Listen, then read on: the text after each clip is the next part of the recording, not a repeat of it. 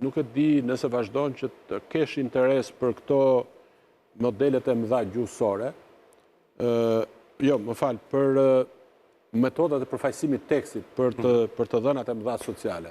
Nuk e di nëse vazhdon që të arruash interesin, sepse Shqipëria ka hyrë në fushat zgjedhore.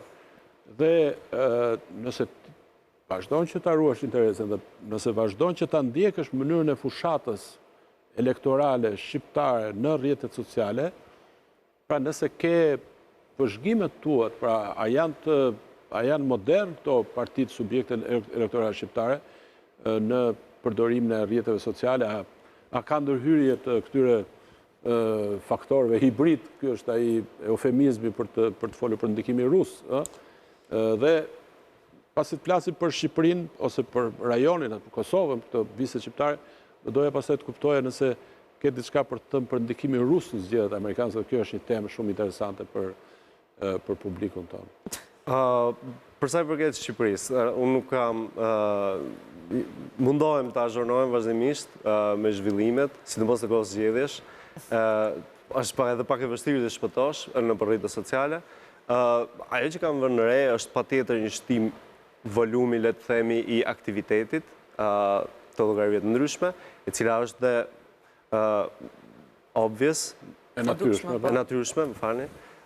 Pra pritet që të ndodhë, por nga ana tjetër, personalisht kam bërë një investigim shumë të vogël duke kontrolluar disa nga këto llogari, për shembull, dhe vëren që janë pak si të dyshimta, pa fotoprofili, me emra që duken emra të komisive të ndryshme, që të bën të ngresh disa pyetje.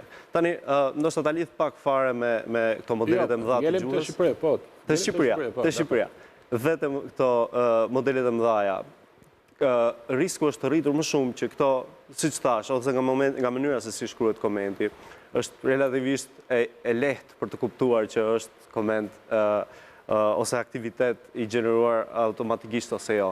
Por me feglat e reja, këto modelet e mëdha gjuhësore, që gjithashtu edhe përdoren nga ChatGPT veglat të ngjashme, bën më të vështirë detektimin e këtyre aktiviteti, pra jo aktivitet artificial, le të themi. Kështu që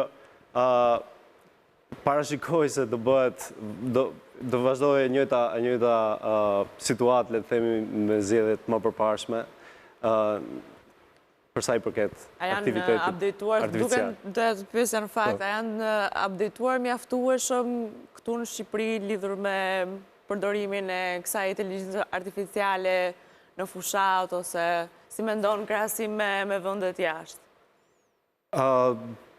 Në mendimin tim, prap, jam pak i azhurnuar, por me sa kam ndjeni, jo. Edhe problemi kryesor, nuk është për mendimin tim, nuk qëndron tek autoritetet që do të marrin masa e tjerë, që patjetër mund të jetë rasti, por më e rëndësishme është që të sensibilizimi i popullit, i njerëzve, që të arrijmë të kuptojmë, të parandalojmë këto përmbajtje artificialisht të gjeneruar, gjë e cila është shumë e vështirë, për arsye, siç e thash, për të detektuar. Janë bërë shumë patjetër.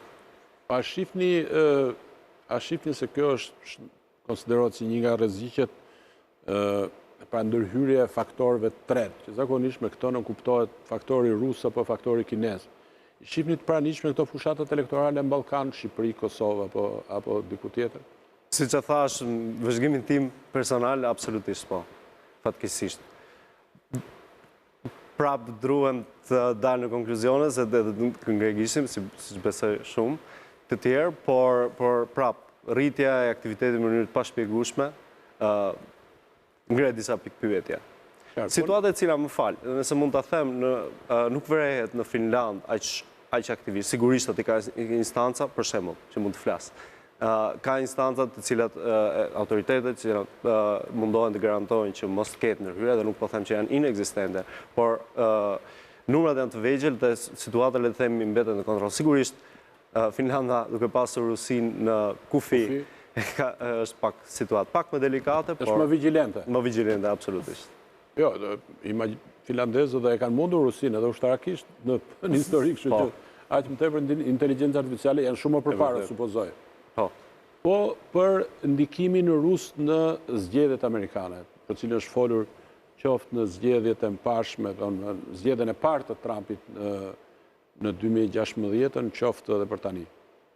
Ka ndonjë vlerësim në këtë botën tuaj për atë se sa ka qenë përmasat e kësaj përfshirje ruse? Mund të them për zgjedhjet e vitit 2016, mund të them që kishte përveç pjesës së zhurmës mediatike, politike, aktiviteti i Rusisë, i shtetit rus në zgjedhjet amerikane u bë një ngjarje e përfolur, por gjithashtu u pasua nga studime të mirëfillta, të cilat shikonin dhe mundohen të kuptonin se si u realizua kjo ndërhyrje dhe u mundohen të hedhin dritë. Mund të them se deri tani nuk të paktën nga ana akademike për sa i përket studimeve, është ende herët sigurisht se vetëm pak muaj kanë kaluar nga zgjedhjet, por mund të them që nuk është i njëjti aktivitet, le të themi, akademik, duke munduar të analizojnë nëse ka pasur ndërhyrje, si ka qenë ndërhyrja e tjerë.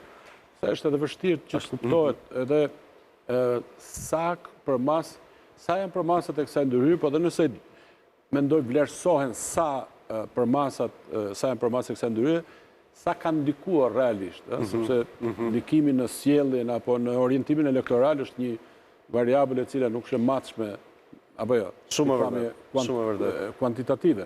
Shumë e vërtetë, është pak vështirë për ta matur, prapë po them, ka studime që mundohen të hedhin pak dritë, ka fakti që janë marrë masa tregon se ka pas një skandali i mëparshëm me Cambridge Analytica, i cili pasoi me një fortunë, le të themi, rregulloresh nga shtetet, nga kompania e Facebook në atë kohë, që praktikisht një kompani që përdorte dhënat personale dhe mundohej të kategorizonte njerëzit, dhe duke indikuar, duke ofruar marketing të targetuar e tjerë.